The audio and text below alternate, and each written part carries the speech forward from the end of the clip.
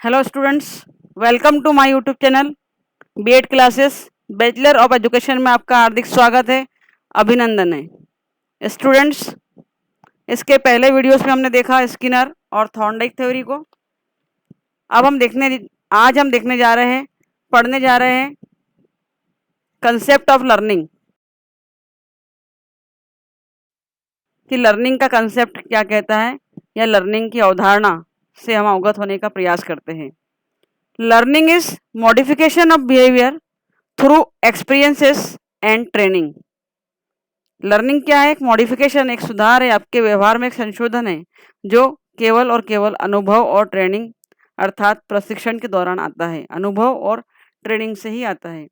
Learning is defined as a relatively permanent change in behaviour और behavioural potential produced by practice और experiences. For practice के दौरान, अभ्यास के दौरान आपकी लर्निंग और ज़्यादा स्ट्रॉन्ग होती जाती है, ये कहना चाह रहे हैं। Example, a child who burns his hand using a match sticks learn to handle the match box. सीखना व्यवहार में परिवर्तन है।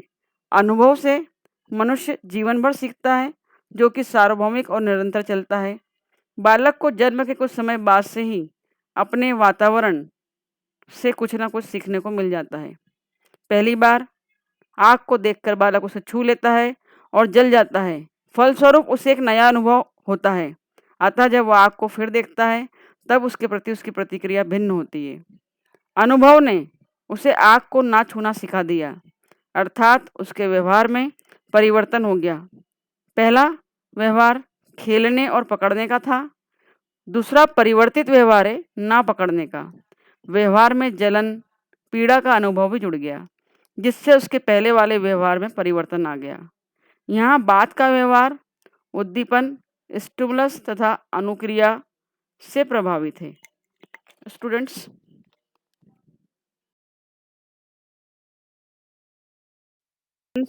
देख रहे हैं आप फ्लो चार्ट।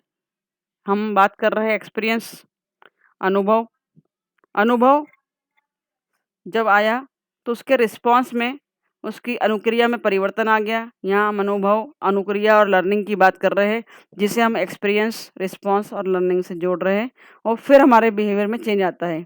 जैसे ही हमारे अनुभव, ज्ञान या नॉलेज बढ़ जाता है, हमें अनुभव हो जाता है, तो हमारे रिस्पॉन्स तीव्र हो जाते हैं, हमारी अनुक्रिया तीव्र हो जाती है और वहीं लर्निंग की प्रोसेस होने लगती है।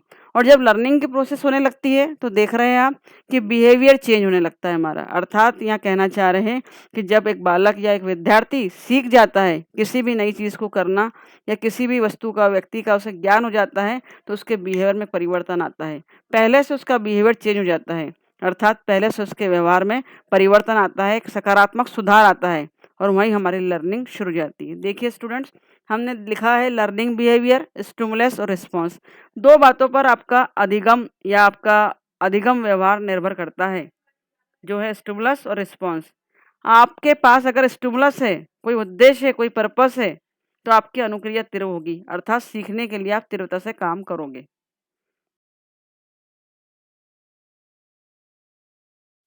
हम देख रहे हैं definition of learning.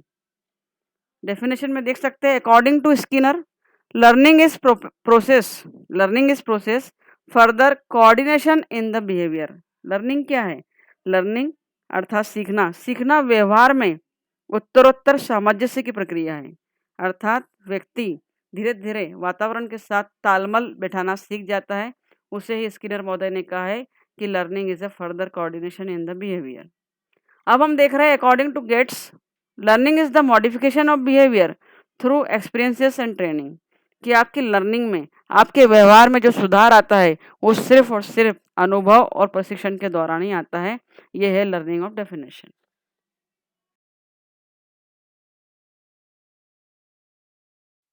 Students, next part में हम देख रहे हैं कैरेक्टरिस्टिक्स ऑफ लर्निंग।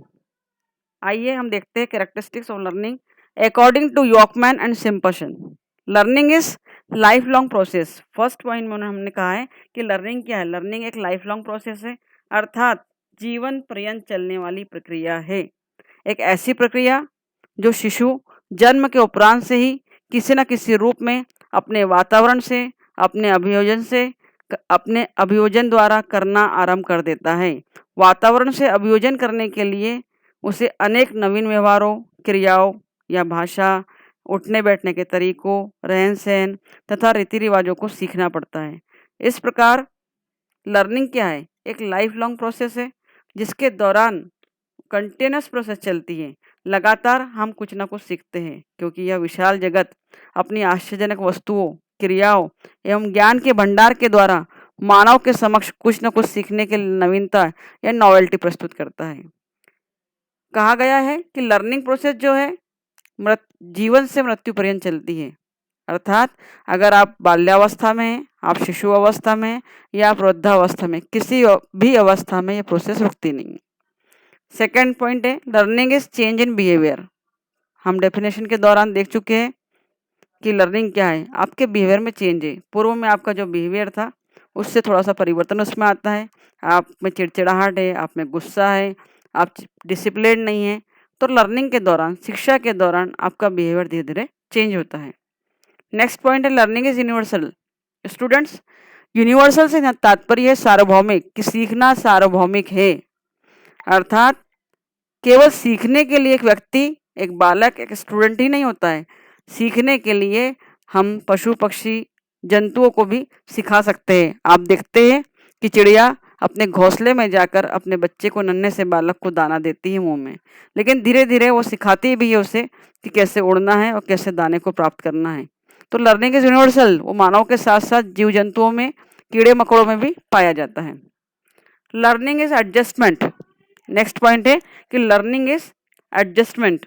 हम देख सकते हैं कि लर्निंग क्या है, वातावरण के साथ एक एडजस्टमेंट, एक तालमेल बिठाना ही लर्निंग है। शिशु जन्म के उपरांत से ही किसी न किसी रूप में अपने वातावरण से अभियोजन करना प्रारंभ कर देता है, क्योंकि वातावरण के साथ वो तालमेल बिठाता है। जहाँ भी, जिस भी घर में, जिस भी समाज में, जिस भी सोसाइटी में, जिस भी स्कूल में वो जाता है, वो धीरे धीरे वहाँ एडजस्टमेंट करता है, समायोजन स्थापित करता है। उसकी आदतें, उसके व्यवहार में वो परिवर्तन करने का प्रयास करता है। इसलिए कहा गया कि लर्निंग इज एडजस्टमेंट, समायोजन भी है। नेक्स्ट पॉइंट है learning is organisation of experiences, अर्थात अधिगम अनुभवों का संगठन है। व्यक्ति प्रत्येक क्षण अनेक वस्तुओं, अनेक व्यक्तियों और अनेक संस्थाओं के संपर्क में आता है। इसलिए लर्निंग क्या है, विभिन्न प्रकार के अनुभवों का संगठन है, क्योंकि हम एक व्यक्ति से नहीं, विभिन्न व्यक्तियों से सीखते हैं। कभी माता से, कभी पिता से, कभी भाई से, कभी बहन से, कभी गुरु से, कभी दोस्त से, कभी रिश्तेदार से।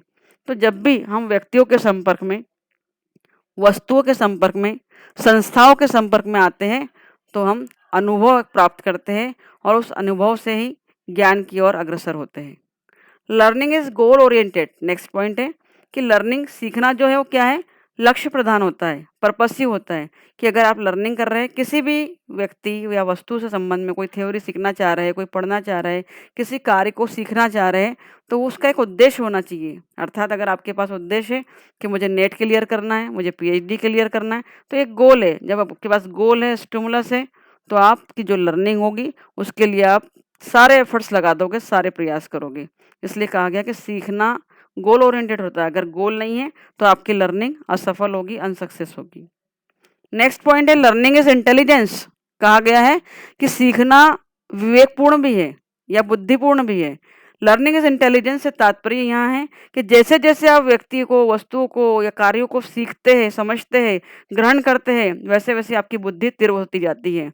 आप step by step, day by day growth करते हैं और आगे बढ़ते हैं। इसलिए लर्निंग को इंटेलिजेंस भी कहा गया है, क्योंकि लर्निंग होगी तो आपकी बुद्धि काम करेगी, आपकी बुद्धि काम करेगी, आप प्रोग्रेस की ओर जाओगे, आप डेवलपमेंट की ओर जाओगे। नेक्स्ट पॉइंट है learning is product of environment. तो क्या है लर्निंग, क्या प्रोडक्ट ऑफ एनवायरनमेंट से तात्पर्य है कि अधिगम हमारा जो है उद्देश्यपूर्ण होने के साथ साथ अधिगम जो है वातावरण की उपज भी है। कि learning is a product of environment, the individual lives in interaction with the society. Society, particularly environment, plays an important role in the growth and development of the individual, the physical, the social, intellectual, emotional development of a child। कि हम बात कर रहे थे product of environment की। तो जब environment के संपर्क में आता है, वातावरण के संपर्क में आता है, तो वातावरण से ही विद्यार्थी, बालक या व्यक्ति सीखता है। वो सीखता है, एक भौतिक चेंज उसमें आते हैं, फिजिकल चेंजेस आते हैं, सोशल चेंजेस आते हैं, इंटेलेक्चुअल चेंजेस उसमें आते हैं, इमोशनल चेंजेस उसमें आते हैं और डेवलपमेंट होता है। अर्थात कहने का तात्पर्य है कि learning is a product of environment environment में, कि जैसा वातावरण में आपको मिलता है वैसे वैसे आप सीखते हैं। अगर आपको बहुत अच्छा माहौल मिल रहा है, सकारात्मक माहौल मिल रहा है, फ्रेश माहौल मिल रहा है, विचार अच्छे, तो आप अच्छी बातें सीखेंगे। वहीं पर आप गंदी बस्ती में, झुग्गी-झोपड़ी में रह रहे हैं, वहाँ गाली-गलौज का वातावरण है, वहाँ का वातावरण खराब है, वहाँ की भाषा शैली खराब है, तो आप वैसे ही ग्रोथ करोगे, वैसे ही सीखोगे। एनवायरनमेंट का हमारी विवेक पर, हमारी बुद्धि पर और हमारे सीखने पर बहुत प्रभाव होता है। Learning is both individual and social, कि सीखना क्या है, व्यक्तिगत और सामाजिक दोनों ही हैं, कि प्रत्येक व्यक्ति अपने स्तर पर अपने लिए सीखता है। जिसकी उसमें रुचि होती है, जिसकी उसमें अभिरुचि होती है, वो बातें, वो कार्य वो सीखता है धीरे-धीरे अपनी रुचि के अनुसार। परंतु वह इंडिविजुअल व्यक्तिगत होने के साथ-साथ समाज से भी सीखता है। जब वो समाज में जाता है तो मिलनसार होना सीखता है, जब समाज में जाता है तो व्यवहार सीखता है, जब समाज में जाता है तो मित्रता सीखता है, जब समाज में जाता है तो मान और सम्मान करना सीखता है, लोगों से घुलना-मिलना सीखता है। इसलिए कहा गया है कि learning is both individual and social. वैसे भी कहा गया है कि man is a animal, social animal, कि एक मनुष्य क्या है, एक सामाजिक प्राणी है, समाज के बगैर मनुष्य अधूरा है। तो लर्निंग क्या है हमारा, बोथ इंडिविजुअल एंड सोशल, कि हम व्यक्तिगत रूप से भी सीख रहे हैं और समाज में भी रहकर भी बहुत सारी बातें सीखते हैं। लास्ट पॉइंट है students, learning is discovery. Learning या अधिगम या सीखना क्या है, खोज भी है, रिसर्च भी है, अनुसंधान भी है। इसे अनुसंधान कहा गया है, इसे डिस्कवरी कहा गया है।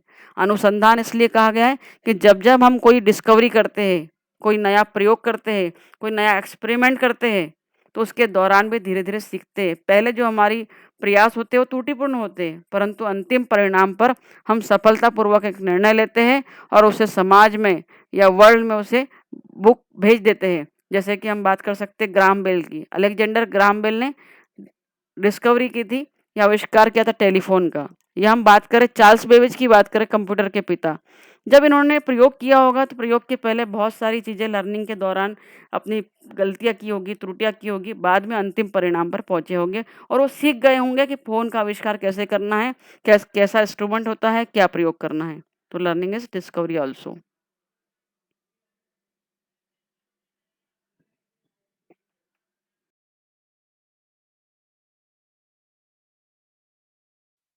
Concept of learning, characteristics of learning and also definition of learning. अगर आपको समझ में आया हो तो सब्सक्राइब्स करें, लाइक करें, कमेंट करें। Thank you very much.